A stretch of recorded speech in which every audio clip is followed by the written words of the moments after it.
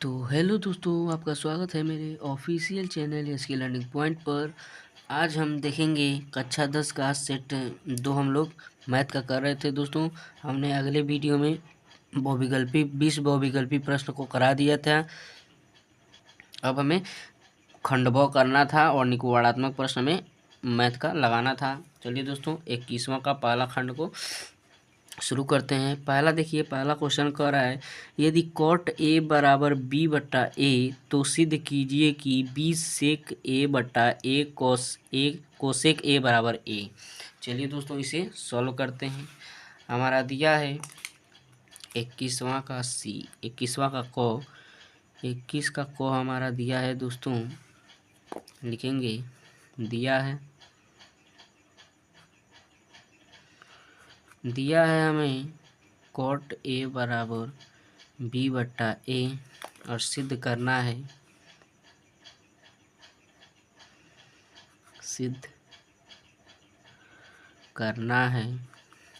हमें सिद्ध करना है बी सेक ए बट्टा ए कोसेक ए बराबर 1।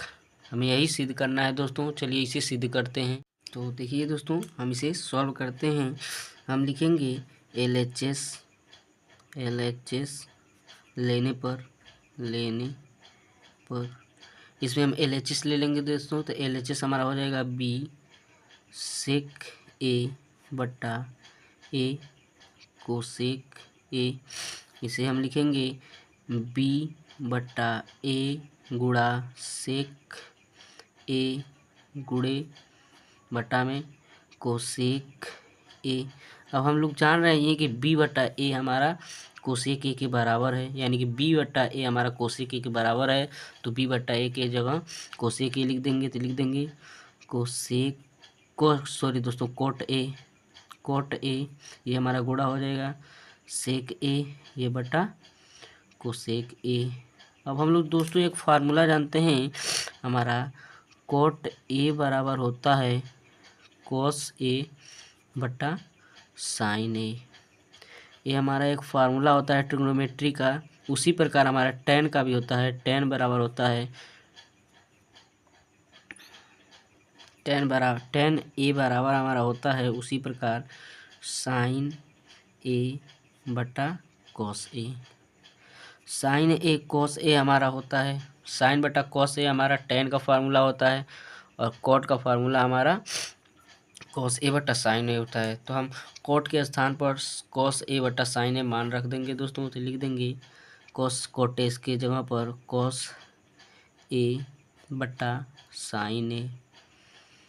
अब गुणे देखिए, हमारा एक फार्मूला होता है सेक ए बराबर, हम लोग जानते हैं होता है सेक ए बराबर होता है 1 बटा कॉस ए।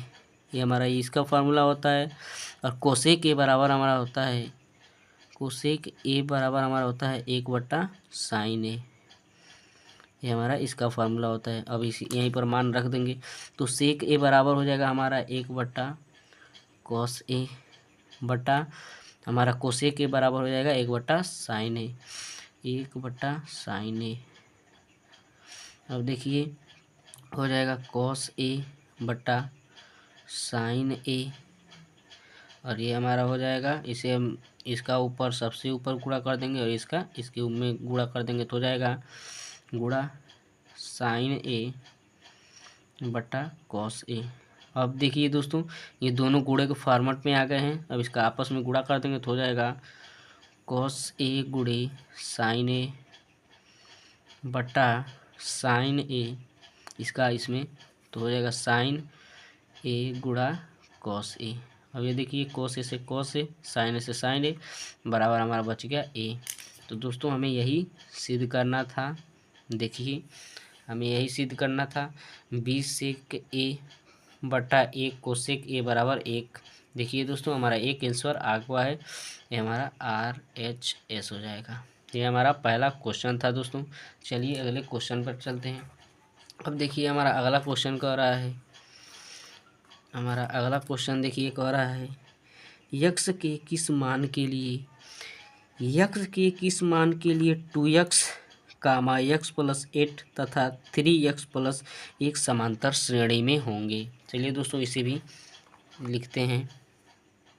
तो दोस्तों ये हमारा 21वां का ख है दोस्तों। देखिए हमें दिया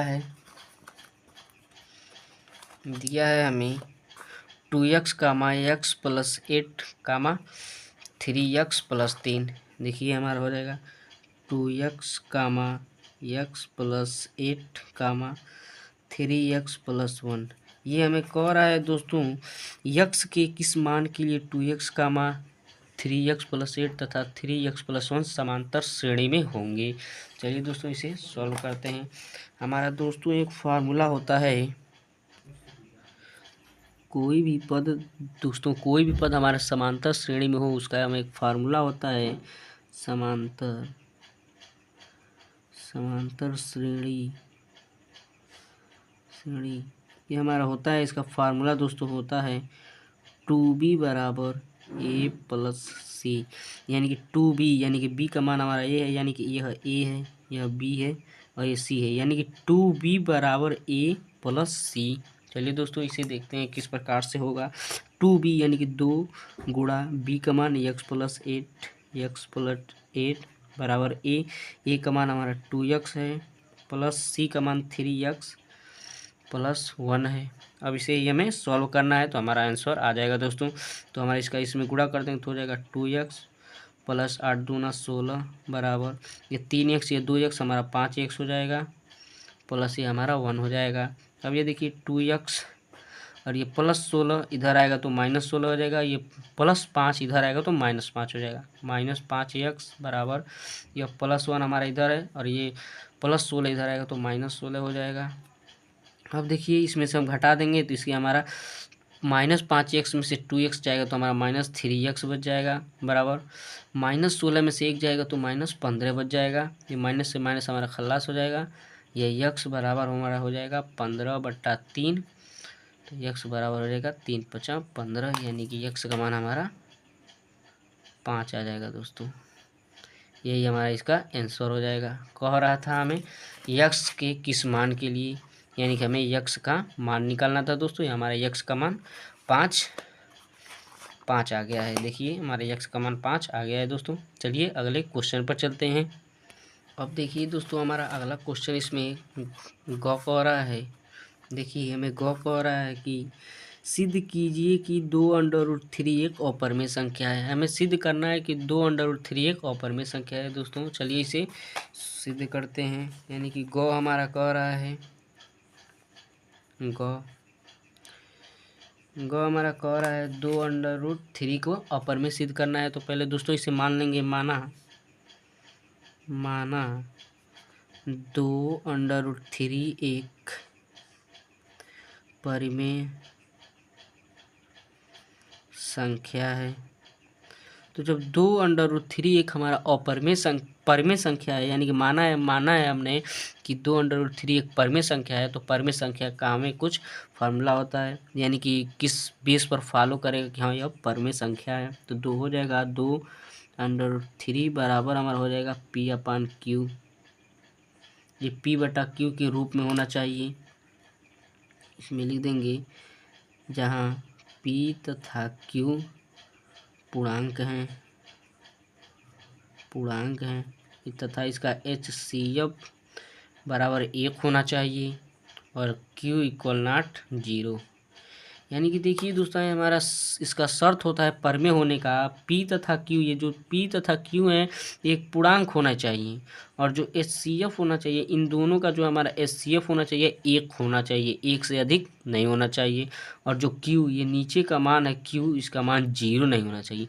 P का मान 0 हो सकता है लेकिन Q का मान 0 नहीं होना चाहिए दोस्तों। चलिए इसे सोल्व करते हैं। तो लिखेंगे, अब देखिए इसमें हम लिखेंगे 2 और ये √3 को हम इधर भेज देंगे, पक्षांतर कर देंगे तो हो जाएगा हमारा p/q। ये माइनस में आ जाएगा, √3/1 लगा देंगे दोस्तों, ये हो जाएगा हमारा। अब यहाँ पर हम लिखेंगे p/q माइनस 3 √3/1 एक परिमेय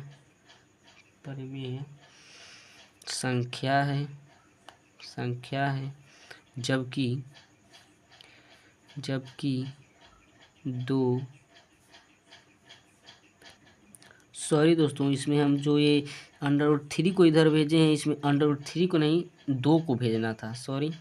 इसे हम लिखेंगे √3 से बना लेंगे, √3 हो जाएगा। यहाँ पर हमारा 2 हो जाएगा दोस्तों, यहाँ पर 2 हो जाएगा, यहाँ पर भी हमारा 2 हो जाएगा। यानी कि इसमें पक्षांतर हम 2 का करेंगे, √3 का नहीं करेंगे, गलती से हो गया है दोस्तों। तो हमारा √3 यहाँ पर बच जाएगा। अब देखिए, जब √3 को इधर भेज दिए हैं तो ये हमारा हो गया है P/Q - 2/1 एक परिमेय संख्या है, जबकि √3 एक अपरिमेय संख्या है। अतः हम कह सकते हैं कि हमारी कल्पना असत्य है। यानी कि जो हम माने थे दोस्तों कि यह 2√3 एक परिमेय संख्या है, यह कल्पना हमारा गलत है। अर्थात लिख देंगे, अर्थात 2√3 एक अपरिमेय संख्या है। यही हमारा इसका आंसर हो जाएगा, ये हमारा प्रूफ हो जाएगा दोस्तों, ये हमारा इसका आंसर है। चलिए दोस्तों, अगले क्वेश्चन पर चलते हैं। अब देखिए दोस्तों, हमें इसमें अगला क्वेश्चन हमारा इसमें कह रहा है ड वाला, यानी कि घ वाला, एक घन का आयतन, यानी कि एक घन का आयतन हमारा दिया है 729 घन सेमी दिया है। इसका संपूर्ण पृष्ठीय क्षेत्रफल निकालना है। घन का संपूर्ण पृष्ठीय क्षेत्रफल निकालना है। हमें आयतन दिया है और क्षेत्रफल निकालना है। चलिए दोस्तों, लिखते हैं। घन का आयतन हमें दिया है, यानी कि घ वाला हमारा क्वेश्चन है, दिया है हमें इसमें घन का आयतन इसमें हमें दिया है, आयतन हमें दिया है 729 सेंटीमीटर क्यूब। देखिए दोस्तों, इसमें हमारा 729 सेंटीमीटर क्यूब दिया है और इसका संपूर्ण पृष्ठीय क्षेत्रफल पूछ रहा है। संपूर्ण पृष्ठीय क्षेत्रफल, यानी कि घन का संपूर्ण पृष्ठीय क्षेत्रफल हमें पूछ रहा है दोस्तों, ये हमें निकालना है। तो देखिए दोस्तों, यहाँ पर जब आयतन दिया है तो हम लोग यह जानते हैं कि पहले हमें घन का भुजा निकालना पड़ेगा। तो हम लोग, हमारा एक फार्मूला होता है दोस्तों, घन की भुजा बराबर हमारा एक फार्मूला होता है 3 आयतन, यानी कि 3 और आयतन, यानी कि जितना आयतन दिया होता है इसमें पुटिंग कर देते हैं वैल्यू को। तो देखिए, हमारा हो जाएगा 3 आयतन हमारा 729 दिया है। तो इसका अब हम लोग जानते हैं, जो 729 होता है ये हमारा 9 का घन होता है। यानी कि जब 9 × 9 करेंगे, 9 9 81 हो जाएगा, और × 9 इसका गुणा करेंगे, 9 एकम 9, 9 8 72, यानी कि हमारा 9 का आयतन है। तो हमारा हो जाएगा 9, यानी कि घन की भुजा हमारी आ गई। घन की भुजा, यानी घन की भुजा दोस्तों हमारा 9 आ गया। तो अब लिखेंगे घन का संपूर्ण पृष्ठीय क्षेत्रफल। तो हम लोग जानते हैं घन का संपूर्ण पृष्ठीय क्षेत्रफल हमारा सूत्र होता है 6a², यानी कि 6 गुणा भुजा का स्क्वायर। तो हो जाएगा 6 × a, यानी कि घन की भुजा हमारी a होती है, ये हमारा 9 हो जाएगा। 9 का गुणा 9 का वर्ग कर देंगे, यानी कि a², a का मान हमारा 9 है, इसका वर्ग कर देंगे तो हो जाएगा 6 × 9 का वर्ग हमारा 81 होता है, और इसमें गुणा कर देंगे तो 6 कम 6 हो जाएगा, और 8 6 के 48 हो जाएगा, यानी कि 886 सेंटीमीटर स्क्वायर, क्योंकि हमारा क्षेत्रफल है तो क्षेत्रफल का मात्रक हमारा सेंटीमीटर स्क्वायर होता है। ये हमारा इसका आंसर हो जाएगा दोस्तों, यही हमारा इसका आंसर हो जाएगा। चलिए अगले क्वेश्चन पर चलते हैं। अब देखिए दोस्तों, हमारा इसमें अगला क्वेश्चन अब कह रहा है कि देखिए डॉ वाला क्वेश्चन अब हमारा कह रहा है बिंदु 2, -3 और -4, 6 को मिलाने वाले रेखाखंड को एक संबंधित 2 के अनुपात में अंतः विभाजित करने वाले बिंदु का निर्देशांक ज्ञात कीजिए। चलिए दोस्तों, जिस तरह दिया है उस तरह पहले बनाते हैं। देखिए हमारा डॉ क्वेश्चन कह रहा है बिंदु हमारा दिया है, मान लीजिए ये हमारा एक बिंदु है और ये हमारा एक बिंदु है। पहला हमारा बिंदु का निर्देशांक दिया है। देखिए दोस्तों, पहले बिंदु का निर्देशांक दिया है 2, -3। तो इसका मान लीजिए माना इसे ए है हमारा बिंदु, तो 2, -3 इसका हमारा बिंदु हो जाएगा। और इसे मान लीजिए बी मान लेते हैं। अब इसका हमारा दिया है -4, 6, तो इसे -4, 6 मान लेंगे दोस्तों। तो -4, 6 इसका बिंदु हो जाएगा। अब इसमें कह रहा है देखिए इसको मिलाने वाली रेखा, यानी कि जो ये दोनों रेखाखंड है, इन दोनों रेखाखंड को मिलाने वाली रेखा को एक संबंधित 2 के अनुपात में अंतः विभाजित करती है, यानी कि दोनों को बीच में से काटती है। यानी कि एक बिंदु आती है जिसे इसमें बीच में से ही काटती है, जिसे एक संबंधित 2 के अनुपात में अंतः विभाजित करती है। तो ये हमारा m1 का मान होता है दोस्तों, ये हमारा m2 का मान होता है। अब इसमें हमें कह रहा है कि जो ये अंतः विभाजित कर रही है, ये मान लीजिए इसे हम P मान लेते हैं। तो कह रहा है कि जो P है इसके इंटरसेक्ट यानी कि अंतः विभाजन कर रही है, इसका निर्देशांक ज्ञात कीजिए। चलिए दोस्तों, इसका निर्देशांक ज्ञात करते हैं। तो हम लिखेंगे दोस्तों विभाजन सूत्र से हम लोग जानते हैं दोस्तों, विभाजन सूत्र से हमारा यक्स के लिए होता है, यानी कि यक्स हमारा भुज होता है। भुज के लिए हमारा फार्मूला होता है, देखिए भुज के लिए हमारा फार्मूला होता है m1 x2 plus m2 x1 बटा m1 प्लस m2। और इसी में देखिए हमारा y बराबर यानी कि कोटि का हमारा फार्मूला होता है m1 y2 plus m2 y1 बटा m1 प्लस m2। ये हमारा इसका फार्मूला होता है दोस्तों। अब लिख देंगे यक्स बराबर m1 का मान देखिए हमारा 1 है, 1 गुणा ये देखिए हमारा इसमें देखिए ये हमारा x1 ये कामा y1 होता है, x1 y1 होता है। ये हमारा x2 y2 होता है। ये हमारा इसका x1 y1 और x2 y2 का मान होता है। अब देखिए x2 हमारा देखिए यहाँ पर -4 है, तो -4 प्लस m2 का मान देखिए दोस्तों 2 है, गुणे x1 का मान हमारा 2 है, बटा m1 प्लस m1 का मान 1 है और m2 का मान 2 है, तो 1 + 3।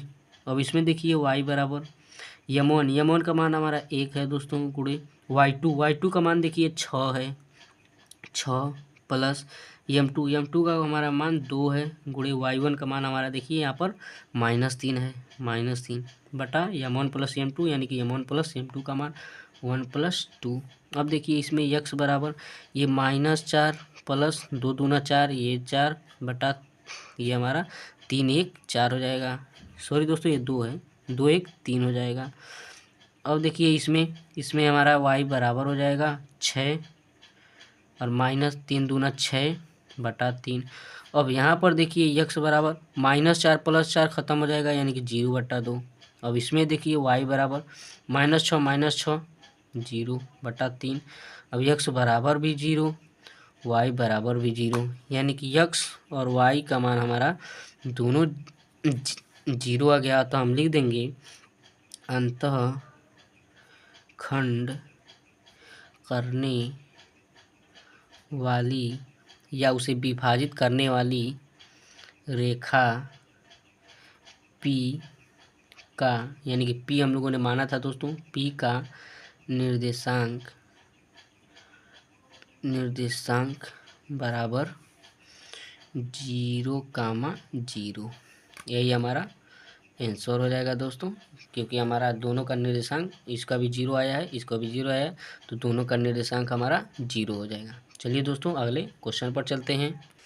अब देखिए दोस्तों, हमारा अगला क्वेश्चन कह रहा है, देखिए वाला हमारा क्वेश्चन, निम्नलिखित आवृत्ति वितरण से माध्य ज्ञात कीजिए। चलिए दोस्तों, हमें अब इसमें माध्य का गणना करना है। चलिए माध्य को निकालते हैं। पहले हम अपने वर्ग अंतराल को और आवृत्ति का मतलब हमारा बारंबारता होता है, पहले इसे हम लोग बना लेते हैं। लिखेंगे हमारा क्वेश्चन है, लिखेंगे पहले माध्य हमें ज्ञात करना है दोस्तों, लिख देंगे माध्य ज्ञात करना है।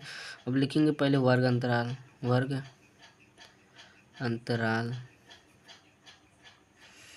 अंतराल बना लेंगे दोस्तों। अब देखिए हमारा वर्ग अंतराल देखिए दिया है 10 से 20, 10 से यानी कि 0 से 10, 10 से 20, 20 से 30, 30 से 40, 40 से 50, 50 तक हमें दिया है। यानी कि 0 से 10, 10 से 20, 20 से 30, 30 से 40, 40 से 50, ये हमारा वर्ग अंतराल दिया है। अब देखिए बारंबारता हम इसमें बारंबारता दिया है। देखिए दोस्तों, पहला 8 दिया है, 12 दिया है, 10 दिया है, 11 दिया है, 9 दिया है। वैसे हम बारंबारता लिख लेते हैं। पहला 8 दिया है, दूसरा 12 दिया है, तीसरा 10 दिया है, चौथा हमारा 11 दिया है और ये 9 दिया है। अब इसमें हम मध्यमान निकालेंगे। मध्यमान निकालेंगे दोस्तों। तो मध्यमान हमने आपको अगले वीडियो में भी बताया था कि मध्यमान हम इन दोनों को जोड़कर आधा कर देते हैं। यानी कि 10 में 0 को जोड़ेंगे तो 10 ही हो जाएगा और ये उसका आधा हमारा 5 हो जाएगा। अब इसमें 20 और 10 को जोड़ेंगे तो 30, 30 का आधा 15 हो जाएगा। अब देखिए तो इसमें 10-10 का अंतर रहता है, यानी कि 10-10 बढ़ाते जाएंगे। यानी कि 15 में 10 जोड़ेंगे 25, 25 में 10 जोड़ेंगे 35, 35 में 10 जोड़ेंगे 45 हो जाएगा। अब हमें f इंटू यक्स का मान निकालना है। यानी कि हम लोग जानते हैं मध्यमान को यक्स से प्रदर्शित करते हैं और इसको बारंबारता को f से। तो अब लिखेंगे f इंटू यक्स, यानी कि f का गुणा यक्स में, यानी कि इसका गुणा आपस में करेंगे। अब देखिए 8 का 5 में करेंगे तो 8 5 40 हो जाएगा, प्लस 12 का 15 में करेंगे तो देखिए 12 5 60 को 0 हासिल 6 हो जाएगा, 12 कम 12 6 18, यानी कि 180 हो जाएगा। और 25 का 10 में करेंगे तो 250 हो जाएगा दोस्तों। और 35 का 31 में करेंगे तो देखिए 35 से कम 35 को 5 हो जाएगा, हासिल 3।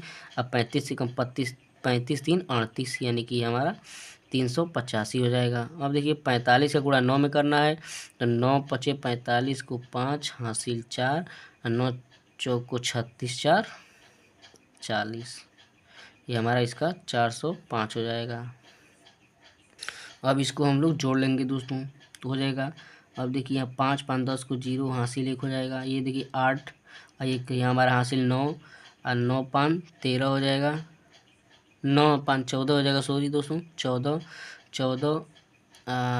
8 हमारा 22 हो जाएगा, 22 4 26 हो जाएगा। तो 6 हासिल हो गया, 2 बच गया। अब 2 4 6 हो जाएगा, 6 3 9 1 10 2 12, यानी कि 1260 हमारा सिग्मा एफ एक्स का मान हमारा 1260 हो जाएगा। अब हमें निकालना है माध्य। पहले बारंबारता को निकालेंगे, सिग्मा एफ, इसको हम लोग जोड़ लेंगे। तो देखिए हमारा इसको जोड़ेंगे तो हो जाएगा 10 20 30 40 50, इसका हमारा 50 हो जाएगा दोस्तों।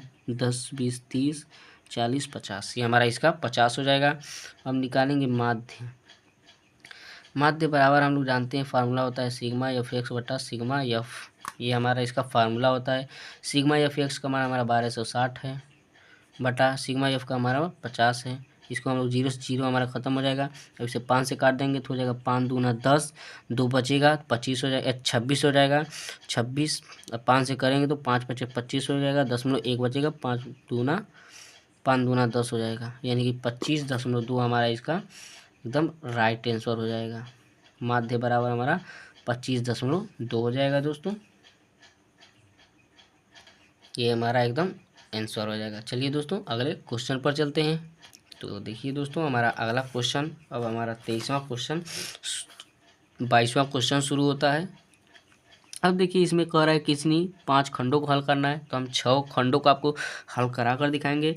को देखिए हमारा कह रहा है बिंदु -4, 6 बिंदुओं ए -6, 10 और बी 3, को जोड़ने वाले रेखाखंड को किस अनुपात में विभाजित करनी है। इसमें देखिए दोस्तों अनुपात हमें दिया था, निर्देशांक ज्ञात करना था। अब इसमें देखिए हमें निर्देशांक हमें दिया है, देखिए यहाँ पर निर्देशांक हमें दिया है और अनुपात हमें ज्ञात करना है। चलिए दोस्तों उसी प्रकार से इसे भी सॉल्व करेंगे। चलिए इसे पहले हम लोग लिखते हैं। देखिए दोस्तों ये हमारा 22वां का क पार्ट है पहला। देखिए हमें यह कह रहा है कि बिंदु -4, 6। पहले हम लोग इसे बना लेते हैं। ये देखिए हम लोग बना लिए हैं। अब देखिए दोस्तों हमारा इसमें a का मान दिया है, a का मान -6, 10 दिया है, यानी कि a हमारा यह है। a का मान हमारा दिया है -6, -6, 10 दिया है, -6, 10 दिया है। ये हमारा x1, ये हमारा y1, x1 y1 का मान है। अब देखिए इसमें b का मान हमारा दिया है। देखिए इसमें b का मान हमारा दिया है 3, -8, यानी कि b का मान हमारा दिया है 3, -8। ये हमारा x2, y2 का मान है। अब देखिए हमें बिंदु दिया है बीच में -4, 6। मान लीजिए ये हमारा बिंदु है, -4, 6 दिया है। अब इसमें हमारा जो ये रेखाखंड कट रही है m1 और m2 का मान हमें ज्ञात करना है। ये हमारा यानी कि -4 जो है ये हमारा x का मान है, और जो ये 6 है ये हमारा y का मान है। यानी कि -4 हमारा कोटि का मान है, एक भुज का मान है दोस्तों, सॉरी भुज का मान है, और 6 जो है हमारा y यानी कि कोटि का मान है। चलिए दोस्तों वो उसी फार्मूला से लगाते हैं। लिखेंगे विभाजन सूत्र से। विभाजन सूत्र से हम लोग जानते हैं दोस्तों x यानी कि भुज बराबर हमारा फार्मूला था m1 x2 plus m2 x1 बटा m1 प्लस m2। और हमारा y के लिए था फार्मूला दोस्तों y यानी कि कोटि बराबर था दोस्तों m1 y2 plus m2 y1 बटा m1 प्लस m2। यही हमारा सूत्र था दोस्तों। चलिए इसमें मान रख देते हैं। m1 का मान दोस्तों हमें दिया नहीं है। देखिए पहले भुज का मान हमारा -4 दिया है, ये -4 हो जाएगा। देखिए इसमें x का मान, भुज का मान हमें -4 दिया है, m1 का मान हमें दिया नहीं है, गुणे x2 का मान हमारा देखिए केवल 3 दिया है, 3 हो जाएगा, प्लस m2 का मान निकालना है, हमें दिया नहीं है, गुणे x1 का मान हमारा -6 दिया है दोस्तों, बटा m1 प्लस m2, क्योंकि इसका मान हमें दिया नहीं है। इसमें देखिए या आप देखिए दोस्तों इसका जो मान है ना, आप केवल कोट से भी निकाल सकते हैं, केवल भुज से भी निकाल सकते हैं। तो हम केवल आपको भुज से निकाल दे रहे हैं, या आपसे कोट से भी निकलवा देंगे दोस्तों, लेकिन हमारा जो रेशियो आएगा वो बराबर ही आएगा, यानी कि जो अनुपात आएगा वो बराबर ही आएगा। चलिए पहले इसको सॉल्व करके हम दिखा देते हैं। तो हो जाएगा ये हमारा -4 बराबर 3m1 प्लस माइनस, क्योंकि माइनस में -6m2 बटा m1 प्लस m2। अब इसका तिरछा गुणा कर देंगे दोस्तों, तो ये हमारा हो जाएगा -4m1 -4m2, इसका गुणा कर दिए हैं, बराबर 3m1 -6m2। अब देखिए -4m1 है, और इस m1 को भी इधर भेज देंगे, यानी कि यहाँ पर +3m1 है, तो इधर आएगा तो -3m1 हो जाएगा, -3m1। अब देखिए ये -6m2 ऑलरेडी है, और ये जो -4m1 है इधर भेजेंगे तो +4m1 हो जाएगा, 4m1 m2 हो जाएगा, m2 है दोस्तों। अब देखिए ये माइनस हो जाएगा, 4 3 7 हो जाएगा, 7m1 हो जाएगा, बराबर देखिए यहाँ पर देखिए -6m1 ये +4m1 m2, इसमें से घट जाएगा तो हमारा हो जाएगा -2m2। माइनस से माइनस ख़त्म हो जाएगा दोस्तों। अब देखिए m1 बटा m2 बराबर हमारा 2/7 हो जाएगा। अब इसका जब रेशियो निकाल देंगे दोस्तों, यानी कि m1 संबंधे m2 बराबर 2/7, यही हमारा इसका राइट आंसर हो जाएगा दोस्तों। अब देखिए अगर आप इसका निकालना चाहते हैं तो इसका भी निकाल सकते हैं। देखिए हमारा कोटि का मान हमारा 6 दिया था, देखिए हमारा कोट का मान 6 दिया था। चलिए इसको भी निकलवा देते हैं दोस्तों। इसका मान हमारा 6 दिया था। देखिए यम1 का मान हमें ज्ञात करना है, गुणे y2 का मान। देखिए y2 का मान हमारा -8 दिया था, प्लस यम2 का मान हमें ज्ञात करना था, गुणे y1 का मान देखिए यहाँ पर 10 दिया है, बटा यम1 प्लस यम2 को हमें निकालना था, यम2। अब इसका देखिए तिरछा गुणा कर देंगे तो हो जाएगा 6 यम1 प्लस 6 यम2 बराबर ये -8 यम1 प्लस 10 यम2 हो जाएगा। अब देखिए यम1 को इधर भेज देंगे, यम2 को इधर भेज देंगे। अब देखिए 6 यम1 है, ये प्लस 8 यम1 है, इधर आएगा तो -8 यम1 हो जाएगा। अब देखिए यहाँ पर 10 यम2 इधर है और ये प्लस 6 यम2 है, तो इधर आएगा तो -6 यम2 हो जाएगा। अब देखिए इसमें से घटा देंगे तो -2 यम1 हो जाएगा। अब बराबर, सॉरी दोस्तों यहाँ पर माइनस था, यहाँ पर माइनस होगा, ये माइनस वाला इधर आएगा तो प्लस में हो जाएगा, यानी कि ये प्लस हो जाएगा, यानी कि हमारा 14 यम1 हो जाएगा, 14 यम1 हो जाएगा।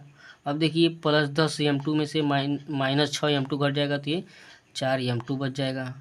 अब देखिए ये हमारा तब इसमें अब यम1 बट्टा यम2 बराबर हो जाएगा 4/14, यानी कि 2 से काटेंगे, 2 दूना 4, 2 सत्ते 14, यानी कि यम1 बट्टा यम2 बराबर हमारा 2/7 आ गया, यानी कि यम1 संबंधे यम2 बराबर 2/7।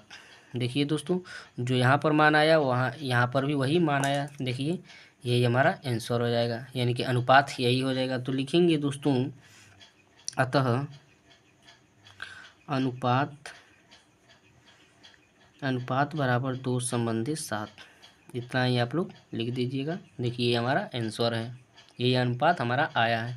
चलिए दोस्तों अगले क्वेश्चन पर चलते हैं।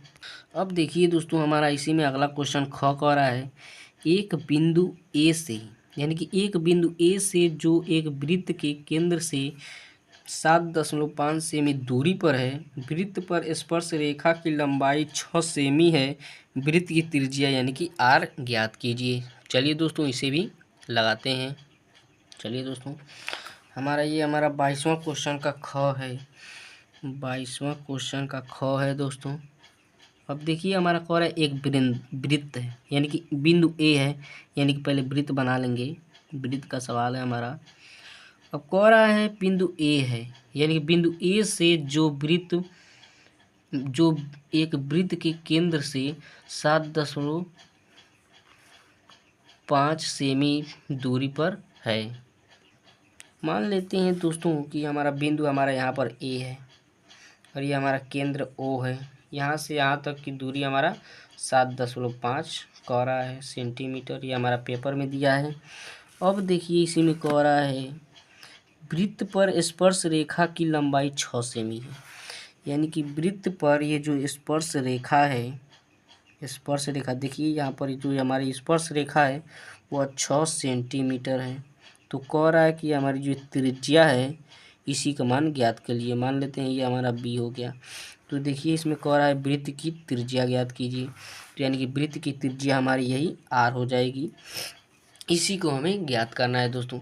तो देखिए दोस्तों ये हमारा एक त्रिभुज बन रहा है, जिसमें हमारा OA का मान दिया है, OA बराबर दिया है 7.5 सेंटीमीटर और AB या BA बराबर दिया है 6 सेंटीमीटर।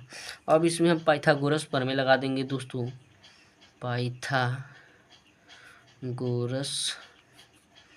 प्रमेय से हम लोग जानते हैं, पाइथागोरस प्रमेय से हमारा कर्ण का वर्ग बराबर होता है आधार का वर्ग प्लस लंब का वर्ग। तो हम कर्ण का वर्ग प्लस आधार का वर्ग प्लस लंब का वर्ग करेंगे, तो कर्ण हमारा यह है, लंब हमारा यह है, लंब हमारा यह है और आधार हमारा यह है दोस्तों। तो हो जाएगा कर्ण का वर्ग, यानी कि पहले लिख लेते हैं कर्ण यानी कि OA का वर्ग बराबर आधार हमारा AB का वर्ग प्लस लंब यानी कि OB का वर्ग। अब देखिए OA का मान हमारा दिया है 7.5 का वर्ग बराबर AB हमारा 6 दिया है, 6 का वर्ग प्लस OB का मान हमें निकालना है, OB स्क्वायर हमें निकालना है दोस्तों। अब देखिए इसका हमें वर्ग करना है, तो 7.5 गुणे 7.5 का गुणा करेंगे तो देखिए हमारा गुणा करेंगे तो 5 × 25 को 5 हासिल 2 हासिल 1 दोस्तों। देखिए दोस्तों इसे हम लोग आपको ट्रिक से बताते हैं। 7.5 गुणे 7.5 करना है ना, इसका हमें वर्ग करना है। तो देखिए हमारा यही है 7.5 का वर्ग करना है, इसका हमें वर्ग करना है। तो ये जो 5 है इसका 5 का वर्ग कर दीजिए, 5 × 5 = 25 हो जाएगा। और ये जो 7 है ना, 7 के आगे क्या संख्या आती है? 8 आती है। 8 से गुणा कर दिया, 8 × 7 = 56। यही हमारा इसका आंसर हो जाएगा गुणा। अब 2 अंक के बाद यानी कि 7.5 यानी कि 2 अंक के बाद दशमलव है, 2 अंक के बाद दशमलव लगा देंगे। यही हमारा हो जाएगा 56.25। तो हो जाएगा 56.25 बराबर 6 का वर्ग हमारा 36 हो जाएगा प्लस OB²। अब इसको इधर भेज देंगे तो हो जाएगा 56.25 माइनस 36 बराबर OB²। अब देखिए इसमें से हम घटा देंगे तो हमारा, अब देखिए इसे हम घटा देंगे तो हमारा 20 ये 2 5 बच जाएगा और OB² हो जाएगा। तो अब OB बराबर हमारा हो जाएगा √20.25। हम लोग जानते हैं 20.25 यानी कि ये हमारा वर्ग होता है 45 का, तो दशमलव लगा देंगे 4.5 हो जाएगा, यानी कि OB बराबर 4.5 सेंटीमीटर। ये हमारा इसका आंसर आ जाएगा दोस्तों, ये हमारा आंसर है। यानी कि R बराबर हमारा हो जाएगा 4.5 सेंटीमीटर। ये हमारा आंसर हो जाएगा दोस्तों। चलिए दोस्तों अगले क्वेश्चन पर चलते हैं। अब देखिए दोस्तों हमारा अगला क्वेश्चन ये गौ वाला कह रहा है, सिद्ध कीजिए कि किसी त्रिभुज की 2 भुजाओं को एक ही अनुपात में विभाजित करने वाली रेखा त्रिभुज की तीसरी भुजा के समांतर होती है। ये हमारा दोस्तों थेल्स प्रमेय है, यानी कि इसे हमें थेल्स प्रमेय का सिद्ध करना है। यानी कि AD/DB बराबर AE/EC, यही हमें इसका सिद्ध करना है। तो इसे हम लोग अगले वीडियो में सिद्ध करेंगे दोस्तों। यानी कि गौ से क्वेश्चन हमें लगाने हैं, यहाँ से हमें क्वेश्चन को लगाना है दोस्तों। तो अगले वीडियो में इसे हम लोग अगले पार्ट में करेंगे, समय ज़्यादा हो गया है। चलिए दोस्तों मिलते हैं अगले वीडियो में। यदि आपको वीडियो अच्छा लगे तो चैनल को सब्सक्राइब करें और वीडियो को लाइक करें। मिलते हैं अगले वीडियो में, अगले पार्ट में इसको हम लोग सॉल्व करेंगे।